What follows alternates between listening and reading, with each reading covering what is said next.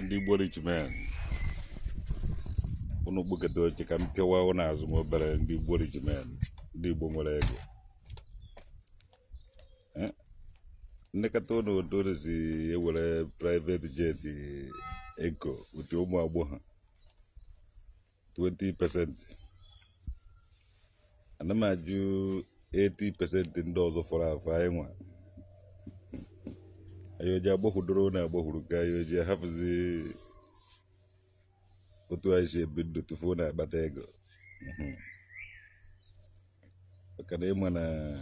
unu enwevughị ego bifo ego histri Obi Kubana onwe ha ego bifo ego histri E-Money ndị enwevughị ego bifo ego their grandfathers ịbụna their grandfather enweghị ego ka Dangote grandfather. So na unu echehukwere na anyị na-akọ ihe unu echehukwere na anyị si ebi ndụ because onye ọbụla na-ene gara ụlọ anya ndị nwere ego ndị Igbo nwere ego onye ọbụla na-ene gara ụlọ anya ivi mma maazị dibịa hapụrụ oche dibịa ya hapụ mbaka hapụ igirigi na mgbamgba ya niile hapụ oche eze ya na Anambra steeti na Nando precisely ọ bịaba Abuja chọrọ Obi Kubana because ibe na-atọ ụtọ na-agụ ya. So ekwe na onye ọbụla na-enegara ụnụ anya unu niile nwere ego na-eme ma Zenkove ma Obi Jackson ma Simon Grobe ma Bishop ọzọ ụbụrụ even Amado na Bishop ọzọ ụbụrụ dị 44 years atọrọ m Bishop ọzọ ụbụrụ mana ọnụ ụmụazị ya gbatazi nnukwu ego anyị ji agbadoro ụnụ ọzọ unu echewere na everybody na-elu nke ọpọ n'ụnụ and unu dị social media popular ma Kubana chief priest ndị niile anwechara ego afọ m na-afụkarị n'ọnụ ma Baby Okova ndị niile anwere ego ma Joey Zazafa ọnwụ nsọ gọọmenti ka unu jere n'anya ka gọọmenti mee ihe niile. Sometimes unu akụzikwara ndị Igbo otu esi akọ ihe otu esi azụ ọkụkọ otu ndị nna nna anyị besi wee hafere anyị Igbo ọnwụghị na-efe ego na-efe ego na-efe ego na-efe ego that na-adịghị good. Unu nwere ego I respect that na unu nwere ego oge anyị dị na ụmụazị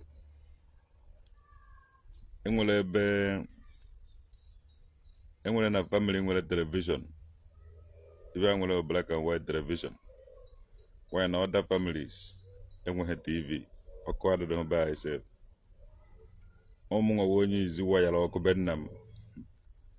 wete battery torch bekọta ụmụ condemn waya bekọta ụmụ ochie battery mechara expire ewepụsiri na torch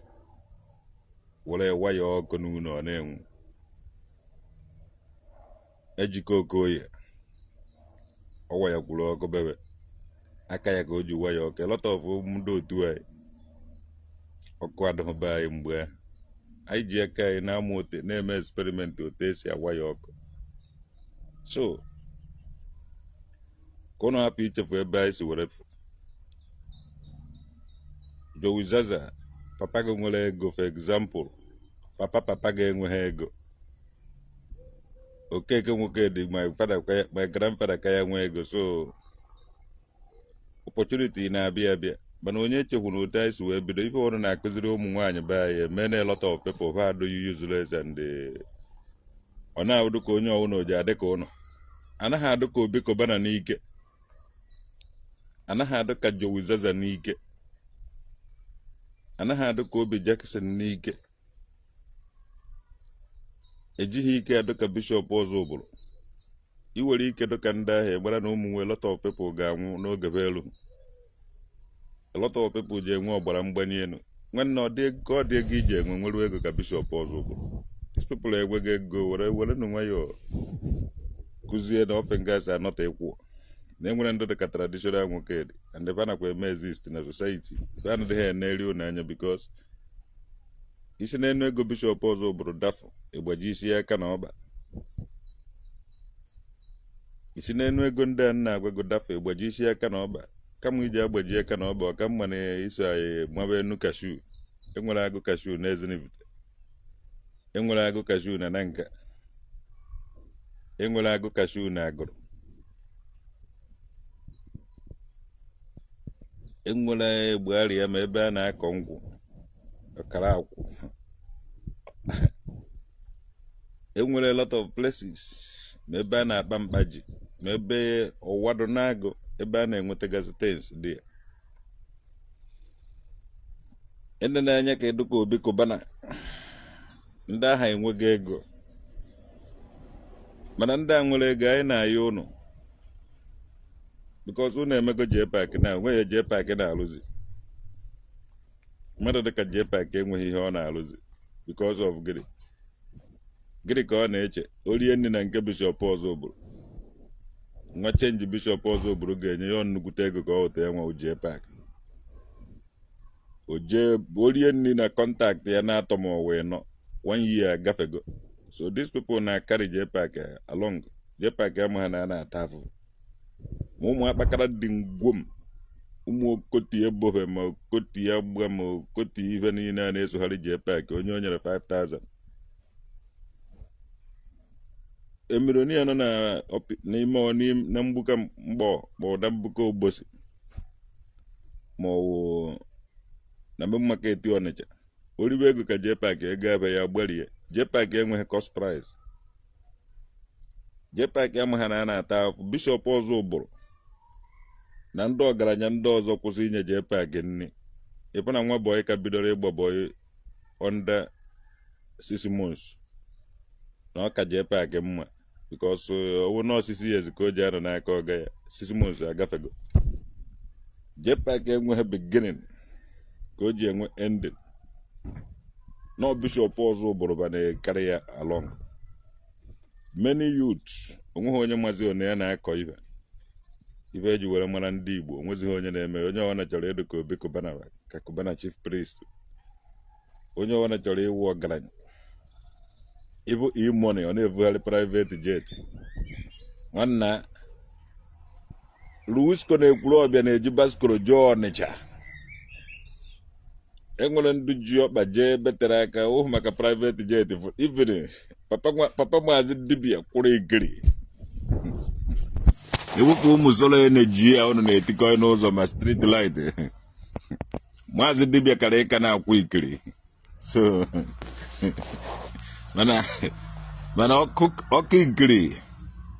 jam owuti ọkụ street light enwere ike reduce speed before you know it your jam ukwu osisi so ụnụ na-ebugharị private jet mana na onwe ha onye amụrụ na private jet adị ụnụ ejina ya akọm ọnụ eluzo ọnụ ma a lot of reputation because onye ọna na-eme m expect ka ndị ka e-money maka anọ m obodo oyibo ndị afa m wee meka ịghọtago mana enweghị m ọdị ego ahụ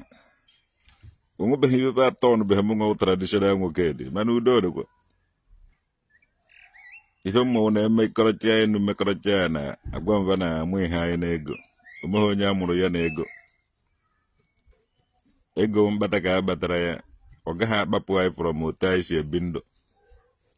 onweghị onye be anyị anya rụziri ya na onye ọbụla chọrọ ị na-eri ego na enu ego wa na-eri sef gịnị ka unu ji ya egote frozen chicken indomie noodle spaghetti anụ udene anụ mmadụ enweghị ezigbo ibe unu ji egote ọ bụrụ na unu ji aka unu na-akọpụta ọdụ steeti fọdata na unu na-eme ego unu kpara enjoy omego unu na-anụ ụmụ nwaanyị na-amaghị esi nri nwunye odegwu je abịa ibe ọ bụrụ ogolo adịke na-ashaịn ka ọ ga-egote odegwu na-eri ibe na-ashaịn ibe na-atọ ụtọ na-egbukwa na-egbuo nwunye odegwu enwezighị efe ịfụ onugwu kama ọ gagoro onugwu afọrọ afọ ọsọgodo sụfụọ ya wute ụmụ akwụkwọ dị iche iche tee ya flavor onugwu ọwa onugwu chere acha ka odegwu na-erikọta ihe na-egbu ya nna ahala ndụ kpaa ka onye ilo erie ọmụnwụ traditional nwoke dị eze mmụọ ndị obe agụ nkwụ agụ jide ebube the prince of udude nke mmiri kingdom. Ana m agbara ndị ọgaranya afa adịmụnwa agaghị anụ ụlọ ego were gbaa dị afa nga anọ n'anyanwụ were na-ekwu ya. Ndị ọgaranya be anyị zụba na ọkụkọ Igbo mee na invest na ịzụ ọkụkọ Igbo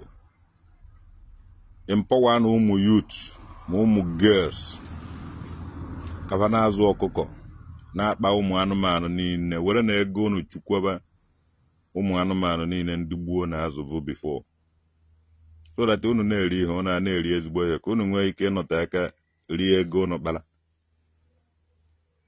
ka unu nwee ike ịnọta aka ihe unu na-eri na-awụta ego unu na-egbu unu. Anọ na-asị na ofu mba anwụgo ofu imeju anwụọna ofu okporo ihe a na-echeji na-awọ nwoke afọ nwoke a na-ịkpatara ego mana idoho ndụ rie ego. Obi Kubana chief priest Imone Zenkove Zowuzazava Obi Taigava Obi Layonva atọ eze n'ugbofe ndị ọgaranya niile nọ n'ala Igbo unu bataba unu menu garden ebe a na-akọ ụtazị menu garden onugbu ụmụ ibe awụchakwa na ọgaranya ka ọwụ na ọ bụrụ na unu kpọrọ ya ihe megasị ya na garden ebe a na-akọgasị osisi bagasịrị uru n'ala Igbo onye ka ndị mbụ kụchara na-eri ya were edu ogologo ndụ if not ọ na-aṅụ sọ mkpụrụ ọgwụ iji afụ nnukwute ọgaranya dị ka ụnọ ọsụsụ ji egotere ya ọgwụ o ruo na kemist aka awụọ mana ebe a na gadin gị weta mgbọrọgwụ na abụọ ebe ahụ were esichaa anụ ị na-ata anụ ahụ ị na-amere dị mmiri ọrịa na-ana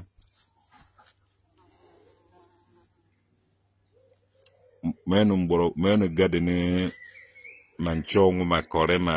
ọdụ steeti unu na-eje ego n'afịa ụmụ nwunye unu na-etecha kọtest jere ego n'afịa gịnị ka ha na-alụ do sef gịnị ka ụmụ nwunye unu na-alụ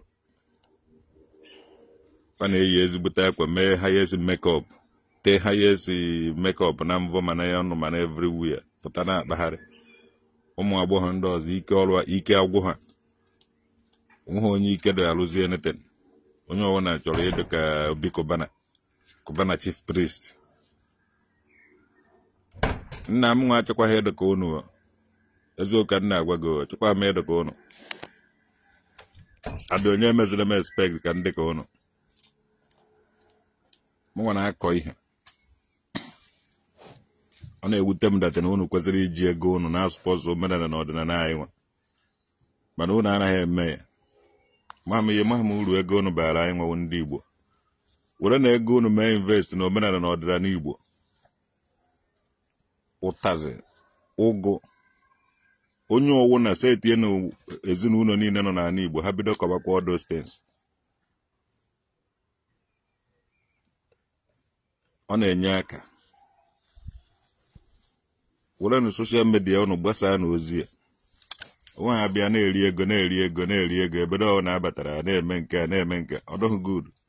were na ego ahụ tikọọ na n'ihe a zụwakwanụ nama efe Igbo ndị ala ji ya unu na-eje akpọrọ isi n'ala n'ugwu Awụsa na-enwechi ya gosi gị nama ha mana Obi Kubana enwezughị nama 100 mana ị nwere mmụọ na ego ejije ego nama 100 ana niile ahụ nọ n'ọba sụba wepụtara gị ranchị nke gị ịgbaa ya ife wujuo nama ebe ahụ efe Igbo ụmụ ogbe ya na-abịabe gị na-egolo ya mụnwa na idiri efe Igbo na-abụ ọwụ na ije egote ese ndị elem ya n'obe agụ ndị a nna akpọgasị afọ ọwụ na unu ji achọ efe Igbo sọnwu ya wetara nụ ya mụnwa ga-azụ ya ibe ọ sọkwara na-eri nga na-enye ya nri because mana igo ya ego ọ dị too much. Imone achọrọ nke imepe ebe na village unu na tafa ofu ofie ha were eme ebe a na-azụ efe Igbo ujuo efi dia mee people employ ka ha na-eje na-egbute nri na-awụkọrị efi ahụ dia anaba anyị ga na-edu gị na-echekwa gị onwe ihe ike chọrọ ime gị ofu efi ahụ aga missing ma ọ bụ ofu efi ahụ nọrọ dia collapse ị mara data na ya na-achọ iwefu ndị gị ndị efi ahụ ewerego ndị ya chụọrọ gị aja ifu na need ha ije che anything ibe na-esi nkakwụ isi nọ na ahụ nkakwụ ibe na-esi mkpi isi nọkwa na akpa mkpi so ndị nna nna unu nwere ego too much ndị ha nọtere ndụ aka unu enwe na ego too much kịta mana achọrọ nke unu nọtee ndụ aka jee n'ụzụbakwa efi Igbo meenụ ka efi Igbo na-achịkwa bakta na Igbo ndị Igbo na-atazi efi Hausa nke ikpeazụ ya ndị unu sokwu ata Cubana chief priest na-egozu efi Hausa more than 50 obi Cubana ma efi Hausa ahụ na-asa a na-enye ụlọ na-ata na-amụ amụ agbụrụ na-anwụ anwụ na-achị ọchị na kpuketebe na oche ụlọ ndị ọgaranya afụghị m na ụnụ wụ ọgaranya onweghị ọgaranya m fụrụ n'ebe ụnụ nọ because ndị Igbo enwezighị efi Igbo anọzi ebee ka ọ gara ma atụrụ Igbo ọdozighị ndị Hausa nwere ike bupụta nke ha oju everywhere mana ụnụ na-enweghị ike ịdụ proud of iwepụta nke ndị Igbo ụnụ ahụ na-etike aka ọrụ na-eje na-edisive ụmụazị be anyị na klọb ha na-eje na-agba egwu na-aṅụ mmanya oke ọnụ na-aṅụ expensive wine expensive ihe si n'otu ahụ kpọkọrọta ụmụazị be anyị mepere ebe na-azụ ranch ọwụgoro na ọba ọwụgoro na vileji Imone chọba na ebe nwere ana Jezikove Ijowizaza papa gị nwere ana too much ụnụ agbakọcha na ana niile nọ n'ama ọbara anọ niile nọ na-agụ ata Orumba na Anọcha gịnị ka unu ji ya eme were na ofu kelụọ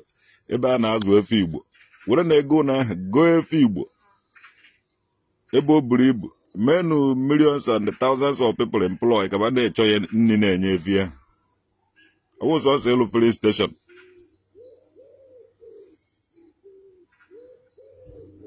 yes mụnwa na-ekwu ya ndị onye nọchiele m ụzọ n'okwu a m kwuru to God who made me and you I report one here ofi eju onweghị ibe ama eji eme na ọ nọ enwe ego ma ole nji drọg ha n'aka ọkwa ofi eju na izu ọgụ ju n'aka ọkwa onweghị ibe a na-alụ ya alụ ndị niile nwere ego to God dịkọtawara na m afa ndị nwere ego ka m mgbọbafa nna agbọfa afa onye akpọọla afa ozugbo o ji eme one of two things ya gwara ya ibe adọrọ anyị mma ọwụ nsọ nsọba ka o ji na-adọrọ mma anyị chọkwuru ebe anyị ji esi na-benefit from them ndị ahụ nwere ego na-aza afa anyị ọ na-awa kpọka ha n'afa ha asụ nọ ndị Igbo ka ha nwee ike na-akarị ndị Igbo along in times of famine kedu otu unu si make sure that na a na-egoro oyi nri na ana Igbo because ọwụ na anaghị unu na-eri eri na ụnụ afọ jee paakị ha amaghị m ihe origasịrị eri ọ bụrụ na o riri ibe ndụbe ha na-eri afọ ya akara ha ihe ụnyaahụ mana o riena ma nke ndụbe ha na-eri ma nke ndụbe ha na-anaghị eri vụrụ n'afọ o jere ọzọ ụbụrụ taa gwuogwuo jee Ebonyi orie gwuogwuo vụrụ n'ahụ jee paakị nwa ndị Anambra jide ebube ori nni omeghị otu Anambra ezighi dị ebube ị na-emegodo nke ọma asọrọ ngazi ewu onye Anambra dị ebube with you ị na-emegodo nke ọjọọ asọrọ ngazi ewu nwa Anambra is welcoming you so o nweghị ibe jee paakị pastara sọ nni ka ọ na-eri jee paakị ịbọsị ọwụ na ije na-eri nni nke gị ije echeta okwu a nna agwa gị ụbọchị ọwụ na ije na-eri nke mmadụ ọsọgoro ya bụrụ na be bishọp ọzọ bụrụ ka ị nọ ese tie nri ofu ngazi ije ekute kụọ n'eze icheta okwu ma weta erie n'aka mma na-akpa onye ọzọ jee paakị ndị mụrụ ga-amaghị ego na nri na-ada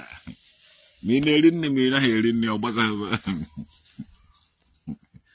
ndị mụrụ jee paakị anazighị ajụ ha ndị mụrụ jee paakị anazighị ajụ nwa mgbe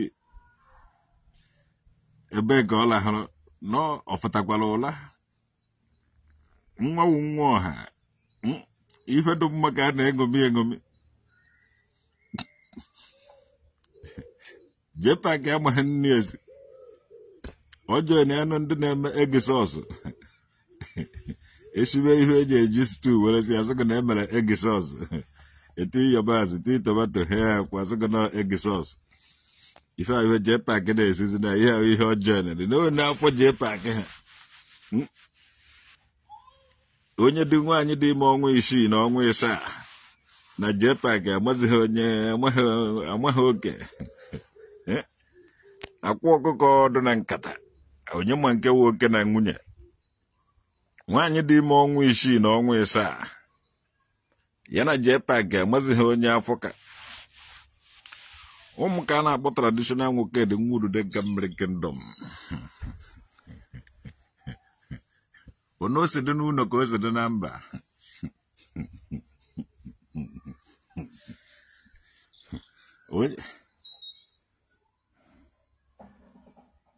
nọ nso ọgbụ na nka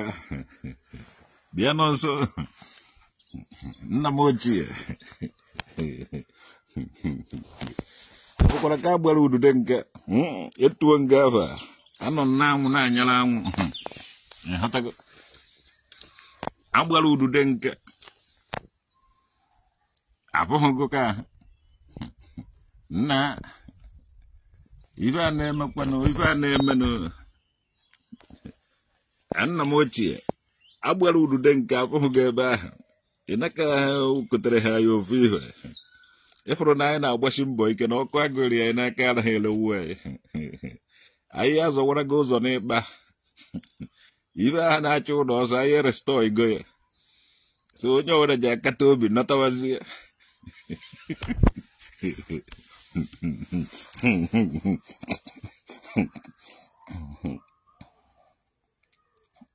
Opankatio Tony anyị na-agba mbọ ife niile ekwuru agwara anyị na iwu anyị na-emezute ya anyị anaghị akụja kama ndị ya na-esi ekwu ya na ọ bụrụ na esibe ha ehehehe anyị anọrọ anaghị ana anyị ekwechiri igobe anyị ọgụ anyị na ndị ụka ife niile ba mere anyị everything mana anyị na-apụtara ihe n'ọkọchị ma na udu mmiri ma every time nọrọkwa n'elu esef na-emekwa festival anyị emego udude nke ahụ a ka na-emekwa ya anyị ka mere nke Enugu na nke anyị ga-ebido kịta kachi obi mee ya na branch udude nke niile ebe ọ na-enwere udude nke na-agụata Orumba na Anọcha na entire Anambra steeti na ala Igbo niile anyị mechaa ya anyị ebido mewezie n'obodo oyibo nke ahụ o ji erucha ebe November, September, November, October. That time I get me n'obodo oyibo. Anyị azaga ava anyị ebe niile asụ afa egwu na ikebe egwu na so instruction ibe enyere anyị ebughị ibu and anyị na-emente n'afọ ahụ afa ha efu ikebe efu ịchọgoro taịpụ ya obodo ọwụna anyị bara bụ ọzaga udude nke obodo ahụ obodo ọwụna anyị bara anyị adrọpụ ọrụ udude nke ebe ahụ chai ụmụ traditional nwoke dị ọnwụ egbu ji eji chụọ aja Linda Anne Johnson thank you obodo ọma thank God you're from Nanga bịa nọ nso hapụkwara m nke a ka ụbakịrị sova Ikenna nọsọ hapụkwara m Linda agbakwana egbe maka na ntu oge nna m ochie ibe iji agwa m nwa dị ya na ube ji eme abịa họrọ ube ọ dịkwa ka Linda so na ube jiri eji so hapụkwa Linda mara na ube oso na ube jiri eji nji abịa họrọ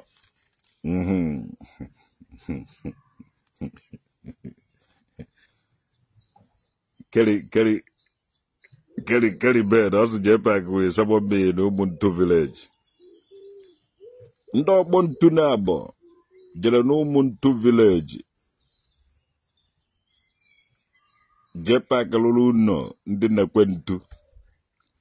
ụnọ JPAC ibe a na-agba Nnekwentu house plan JPAC kụrụ akụ ife ọ chọrọ iji ụnọ ahụ mee awụ ọgọzi maka Chukwu gbasara ụdọ gọọmenti batara nye onye ọwụ na ọsọ Chukwu gbasara ụdọ gọọmenti batara nye onye ọwụ na ọsọ ihe JPAC chọrọ iji ụnọ ahụ were ma ọ bụrụ na ọwụ ọkọrọ ịkara ị na-afụ ụmụ tengere ụmụazị enwere ike ba na-eje echeji pantiri be JPAC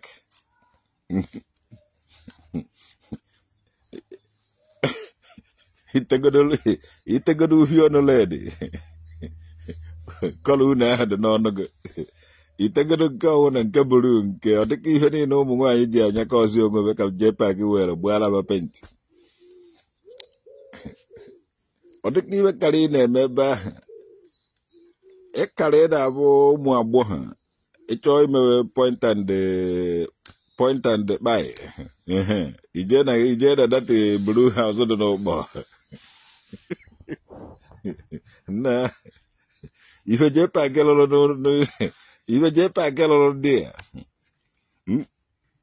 ọnụ o jiri gbọọ Chikaland ti Chikaland n'egwu enwere ike gbọzi eji emepe ụnọ ahụ Chikaland na-abịa ebe ahụ dediketi ụmụ ogbenje na ụmụ ihe ma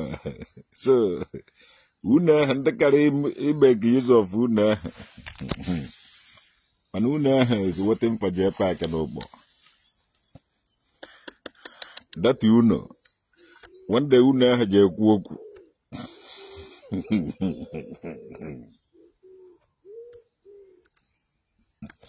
wande ụnọ JPAC ahụ ji ekwu okwu n'ụgbọ ọkwa JPAC agba ha ego ụnọ ahụ efasis o soro ofu picha ahụ n'ụnọ wee ya na Facebook o jebekwa ha n'ụnọ ahụ again otu ikwe ha n'isi n'ụgbọ mba dịka ụnọ ahụ a na-asụ ya don't come near amamibe a mere n'ụnọ ahụ JPAC chetakwa ha n'ụnọ ahụ ndị niile olu na nke bishọp ọzọ bụla ya disapia ya detin na-eme JPAC ka trauma na-eme ka depression o nweghị ike ịfụkwa ụnọ ahụ anya again ama nnọọ ihe mere eme ka ọwa nọtagodo around o nweghị ike ịga n'ụnọ ahụ ndị ụgbọ ọwụ na o nwere ibe unu jere menu na ngwuru JPAC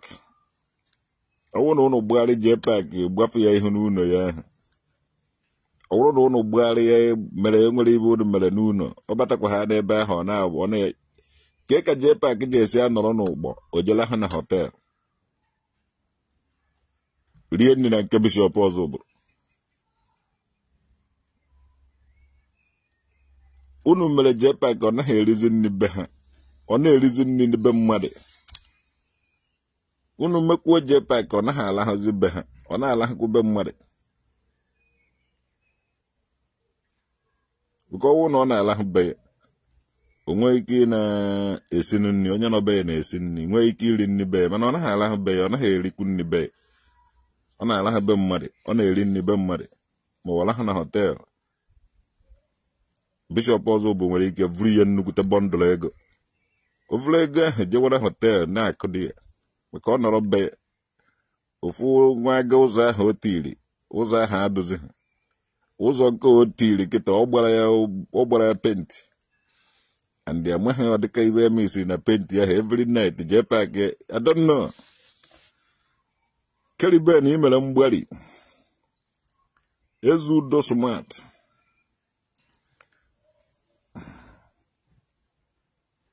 but you stayed in Lagos where you visited Nigeria. Mana ga hakwana mana ga na alu ofu di olo. Mana ga na alu ofu di olo ebe soro m ka nchọrọ ịnọ. Ona nọ na anwụ na eche enwere m ike nọrọ na ndụ. Nwanne eche enwere m ike decide and I don't want to go anywhere. I just want to stay in my room. Ibe goro nka na-emezi mgbe na-eme ibe goro onye ọwụ na-agago. Kita ibe goro m ka na-emezi. Oya ka njina ayo ndị ọgaranya ba ibikono. Ahala ndụ ba ka onye ilo erie. Ọ dịsị ụmụ osisi ahụ papa unu grandfathers unu na-akụvu before ma pineapple kụbakwa na dete na ọ bara uru. Achọrọ m ịfụ E-Money ma Obi Cubana ma Cubana Chief Priest kaba jere na dia farm hota pineapple jee kafa bechaa ya for millions and the thousands and the millions of people, both boys and girls, ga-amụta na pineapple na-efu n'ala Igbo. Ọ dịsị ụmụazị ụmụ kwurikwuri generation na ndomi generation onweghị onye ma kịta na ọdụ steeti na-efu be and the Obi Cubana n'idere na-ata pineapple ma E-Money ma m ibe unu na-eri so na unu wụ ọgaranya unu anaghị eri ezigbo nri ma pọpọ ka ọnụ pọpọ na village unu gasị ma house unu ije gị iwere họta pọpọ ga ije ka gị bechaa deten kụziele ndị Igbo otu esi eme ọsọ gọọmenti ga na-eme ihe unu nwere do popular unu n'idere ịmụta one or two things from unu nwe use unu power unu mee ya ma ugbo oyibo na-amịcha na family ọwụna unu akpọ ihe ahụ unu na-ego private jet nwanne ime invest n'ukwu osisi ma ụmụ anụmanụ anyị amara na ị nwere ego. Enwere m ukwu osisi apụrụ hia ịbụrụ ukwu osisi apụrụ m hia ọ na-akịta eme ihe a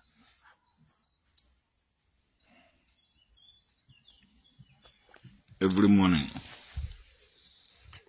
ịwọcha ihe na-abịara m ọrụ hia aṅụ ọ dị ka ha arụchago ọrụ ụmụ ibe na-efegharị ha na-abịa na-alụrụ m ọrụ hia ịfụrụ ya ka ha si na-agagharị na-alụ ọrụ ha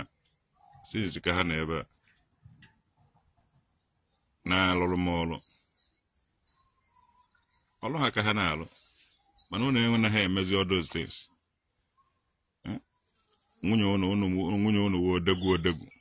abịa eje na-egolo unu ihe n'afịa unu na-eri ibe a na-egolo unu na-amaghị ebe esi weta mepụta na nke unu onweghị onye ike dị aṅụ agbakwana m lụwa ọrụ gị ịrụcha ọrụ jee ọrụ ka ana m evidio gị evidio jọs agbakwana m maka ịgba ha ana m achụọ ngụ n'ọrụ na-afọ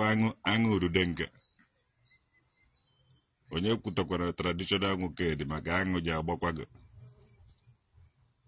mgbe ọwụ na ịbụrụ aṅụ ka ọ kwụrụ be gị ịmara na ịkparịgo traditional nwoke dị ọbịa ozi aṅụ be ya ozi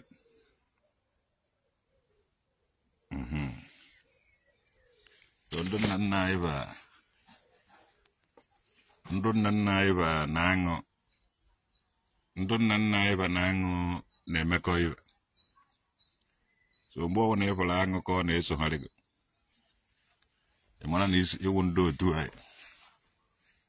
so ụmụ aṅụ anọbe m already na-arụrụ m ọrụ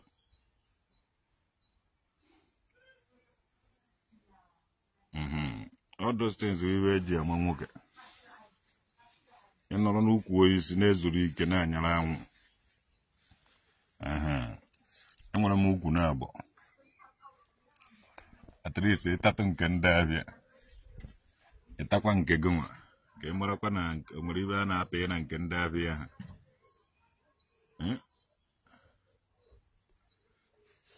ọlụjibe anyị obodo oyiwe ka nnọ mana anakwa m akọcha ejikwaghị m ibe a ndụ nna nna anyị ba na-akụ ejikwaghị nye egwu ebe ọsọ kwara mberi eje m akọcha ha ncha niile maka na ebụrụ ụgụrụ na anyị eyiwego nneka anyị eyiwego nneka ọrụchi ịhụkwara tara dị anọ m anyara anwụ ka eke udude nke Chidebere Eze na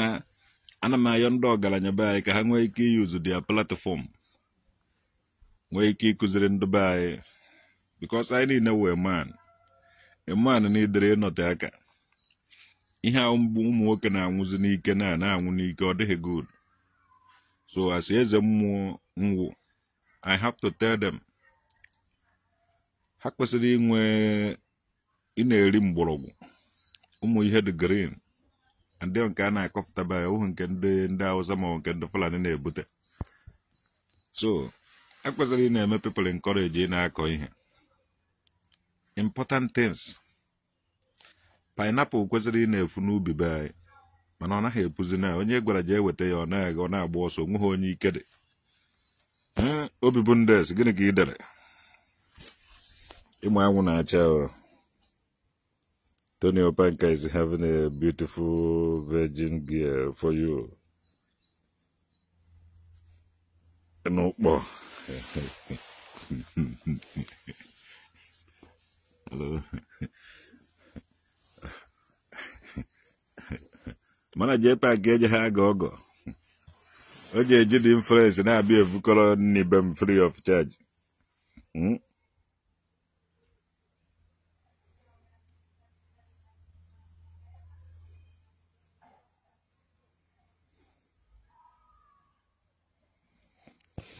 Ahalando ba ka onye ilo orire erie ikwesịrị iri nne dịka ọgwụ ma ọ ṅụọ ọgwụgwọ dịka nri. Ndị ọgaranya be anyị na-arịagasị ihe dị iche iche a na-agbafu na-ezo enwere mere for that. Kụọnụ pineapple na be unu gasị unu nwere ana kụọnụ pineapple be unu, kụọnụ ube oyibo ebe ahụ, kụọnụ pọpọ ebe ahụ, kụọnụ banana na plantain dị ya ma shop kụọnụ ya ebe ahụ. Unu kụọ ibe niile ahụ dị ya na-eme ka use of ma cashew kụọnụ ba nche niile dị ya ma mango. Unu kụọ ibe niile ahụ ebe a na-take care of them na-use that na unu enweghị ike ị na-eji unu ọgwụ from year to year. Ịda otu ome kụọ ibe niile ahụ m gwara gị and enwere ibe a na-echeji n'ahụ ụnụ because ukwu isi na-awụ ebe December time ọ gbuo akwụkwọ oge ogoro ọ gbụcha otu a ka ọ dị n'ahụ gị. So onweghị nwere ike ime gị. Ana masị gị wetara m millions ma ihe a dozienụ setienụ and gwa na ụmụ Igbo pineapple mara mma unu kwesịrị ị na ọnọ eta pineapple for your digestion and every damn thing. Rienụ mkpụrụ osisi ibe unu nwere n'ala Igbo unu ribe ya ma beans ma fio ma akịdị pancha niile unu nwechara ibe niile ahụ dị ya ike adịghị unu ị na-eme unu eje n'ụmụ nwaanyị ike adịghị were ego na-aspoil ha. Maazị nwunye odegwu nwanne nwunye odegwu kịta anaghị m akwari nwunye odegwu ugwu na nwunye odegwu na-akwari ugwu those our grandmothers mụtara those people mụrụ ndị lugoro 50 years. Ana m akwari ndị ahụ ugwu because ọha nwapụrụ Chukwu anya mana anyị nwa kịta anyị nwa na-eso ego most of ife unu na-eji ego na-ego unu na-eri nwanne suwe 50-50 ka ọ na-eme n'ahụ unu.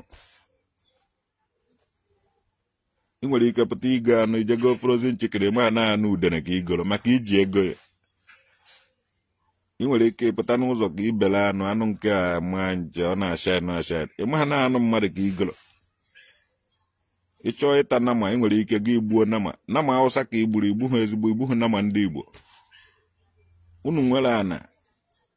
ineketa na ebe Obi Jackson na-eke rice why not iwere nama ndị Igbo owugodo 50 ma 100 wujuo dị ya mee ma gajik be employ na-eke hit be ọ dịsị ụmụ akpakara dị ngwom dibia ma ndị na-eje ụka ekpete mmanụ mee be employ be a na-egbute nri na-azụ efi ya. Unu eme price efi Igbo dato 800 ma 500 na-eme ya mbutu unu chọrọ na ma atụrụ Hausa unu na-ego because ọ dụzighị n'ala Igbo unu ji agbado ọzọ onye ọ na-egotego private jet eme unu evri ya gba ga ebe nnido omeghị onye unu na-eme encourage ịkọ nri ngwanụnụ ife isi ike adịgo n'ala Igbo unu nakwa enye ego bịakwana na village anyị gbakọrọ ndị niile enweghị ego ka unu na-enyefe ego beside by onwezi onye ike do akọ ihe onye gwara ka ọ ọsọ ị na-ekele ya ọrụ dị too much ọrụ ị na-ekele dị too much igbe Hamid days na asụ garden ma na ebe tapet glass ka m mere here ana m asụ ya asụ ibe akịta ụkọrị wee ibe na-edighị igo kọrị na-abịa ibe ụkọrị ka ọ ibe anyị bụrụ ụkọrị anaghị m ego kọrị na-abịa ibe anyị bụrụ ụkọrị ka o togide ọ na-eto nnukwu ọ na-akịta o bidoro ito ọ bidokwa n'ukwu ya na-eto ibe ahụ kọrị anaghị ego kọrị ego na-abịa were ya ote atọ n'ite ọ kọrị ka ibe ahụ kọrị so n'idi m kọrị na-abịa na menetensị mmadụ kọchara be ya na harvestri ihe na-eji aka na-eriri onwe ya ibe JPAC is coming Germany next month. You know you there aware. Yeah. Me too, I'm taking the great good son. We have a son today. Oh, Oluchi, enjoy the son. Ejizi mazu anyara ya. Eh? Chibeze azonna as them if na ndidibia na all of them will start saying something about it. Yeah, my lord, and the big man by Governor Muchas, Governor Muchas, Muchas, so not even by little, so not mad in a book, a boon. Most of people in early today were lack of who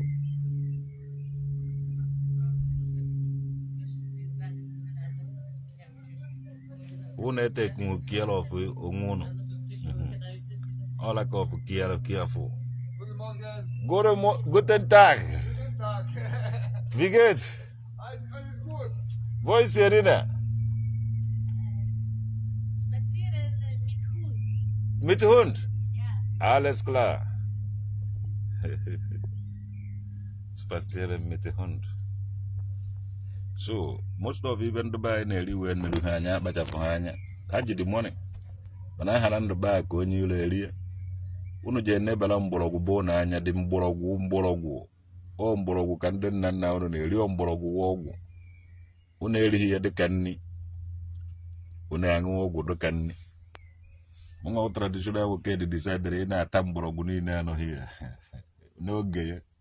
apụrụ m na aja amị nke aja amezu ebe 50 or more than 100 apụ nke ọzọ na-amị 5 maka na ukwu ya pere mpe ihe ọ na-amị 5 enwere m ọbịa na-etoro onwe ya nwa ọbịa na-asụ asụ na nke ahụ na-etoro onwe ya onweghị ihe m anaghị eme n'ime ya Chineke fụrụ ife adị ka abalị dị egwu n'ebe n'ihe nwanne o metago n'ọkpa ijekọba ọkụ ọ ya kacha fụgodoro m ihe maka eyi nne ka ife nọta ebe a ka nkara ịnọta ebụrụ apụrụ nke ọzọ ife ọ na-amị 5 every year so ka anyị nebe n'anya mara ono o ji amị this year ibe ahụ ma natural garden one ka ọ na-adụ anaghị asụ ya asụ so ọ tara m nkwuris yes so I don't know summer time JPAC nakwa azụ na o ji challenge ụmụ traditional wukeri ya nakwa enne m anya na evukwe m agba obi ọkwa ha one ndụ last year ka ndụ this year I promise him ana m amakwa isi ọkwa m akpị portable kụrụ gwuogwuo na ring na ọmụ ji akụ JPAC gwuogwuo amụkwara nkarat enwekweghị m afọ ụkwụ m na-agafekwa isi ije nwenyekwa ụkwụ mee na o ji agafe isi JPAC ọkwara ọrụ na-akwadoro JPAC ana m agbakwa karat so mụ na-eji aka ọgbọgoro ibe eji aka okiki bọksịn maka enwe m ike ịkụzi ọkpọ na agbawute ata ịgba ofu karat so that day ọ gara ada ya n'ahụ dem ntie ya ube ọkpọ na-abọ n'afọ tatata agba anya ụkwụ n'afọ tawa onye ka ọ ga-esi na-anara ya mbe ha na ntie ya ofu ọgbọ tikwa ya ofu ọgbọ ụkwụ m ada ya n'afọ dawa ọkụbazie m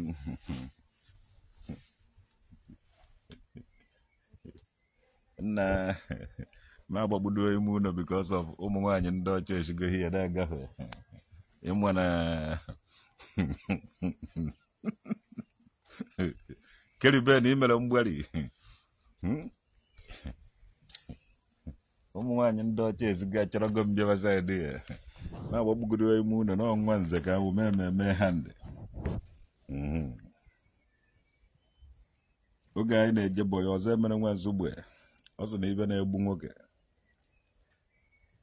ọ dị ụzọ ibe na-abụ na-egbu nwoke nke izewo mmanya nke egbuo nwaanyị okwughị igbo so ife o kwuru mmanya na nwaanyị so since ya ha ana m agbara mmanya na-agbara nwaanyị ọzọ